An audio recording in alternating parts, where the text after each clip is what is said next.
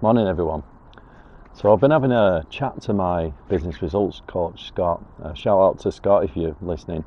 About a particular area of mine that I've been looking at, and it relates to predominantly my business and looking at the past and how I can learn from it and get more progress in the future. I've been doing Jordan Peterson's self-authoring. I don't know if you know about this, but it's a really great tool where you kind of go back through your life and you break it down into chunks, and it allows you to analyze things like behaviors and where you've gone wrong and where you can improve and that kind of thing, and you can spot patterns in the past, and then you then go through the current stage, the now. Your current kind of virtues and that kind of thing, and then you look at for the future, like the plan. So I was having a chat to Scott, and I was saying that throughout my business, throughout the 9 years, I'm now on my third major team, and I've had two big clear outs of previous teams. And with a small business, every person is so key that if something doesn't work with the person or they're not quite performing, it really upsets the whole business. It's not so much with the corporate. You can carry a bunch of kind of mate weights, but with a small business, it really matters. And I looked at the reasons why, and what I noticed was, in the past, I would always be almost too much of a nice guy with people that I employed. I'd blur the lines of friend and boss, and what would tend to happen, because these weren't my friends really, they were employees, some people would start to nibble at you, and I would tolerate little nibbles of boundaries, whether it's being slightly late or not quite delivering this, or not doing things in a particular way, or causing which led to problems with clients. And then I had one guy where I got into a big dispute about an invoice because he'd not done certain things, and he was just nibbling away at my boundaries. And I had another scenario where one of my employees, they got a certain amount of power because it's related to the software, and start holding me to ransom over salaries and wages and that kind of thing.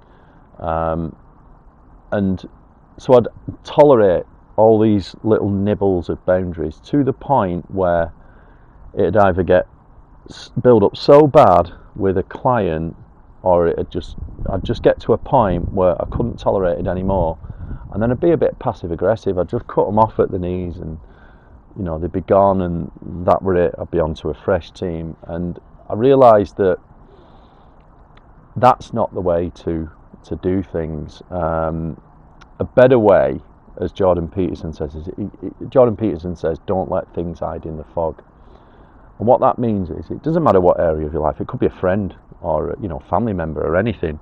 Don't let things hide in the fog. It's better to have disagreements at a small level when they arise, so that they don't build up into resentment later. And I suppose that's exactly what I do. So I go on to it straight away.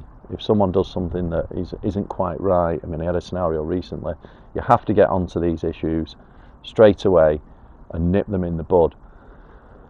And one of my cousins have pointed out to me that it's been such a kind of transformation in the way I'm behaving differently, that I've gone too far, too hard. And I believe this is quite common. So when you kind of recover from a kind of nice guy state, a lot of guys, they go too hard the other way. They're almost too strict. But what you've got to do is I think that's natural. You do for a bit, and that's just because you've still not got defined boundaries. And you just got to fall back into a state where it's fair and you've got defined boundaries, and it's somewhere in the middle. So one thing I would say about enforcing boundaries is, the team works better, everyone works better. We have got a better team, but the business is working better. People know where they are. Things get done with a lot less effort. You reach results quicker. It also bleeds into other areas like your lifestyle, my fitness, all that kind of thing. It's all sort of working better.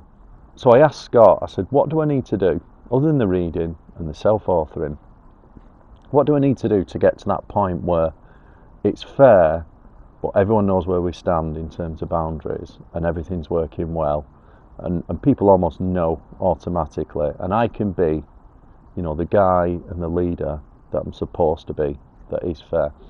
And he said to me, I need to define a code of conduct.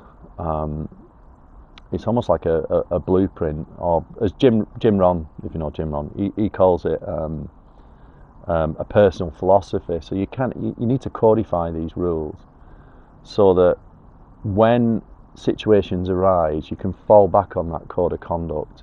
And I suppose it's kind of stoic in a way. You know, instead of reacting emotionally or, you know, making a rash decision, you've got a code of conduct. You've got that kind of personal philosophy to fall back on. So that's what I'm going to have a go at. I'm going to have a go at codifying that, and I'm hoping that, you know, the results of that should, you know, make me a bit more rounded. So I hope you like that video.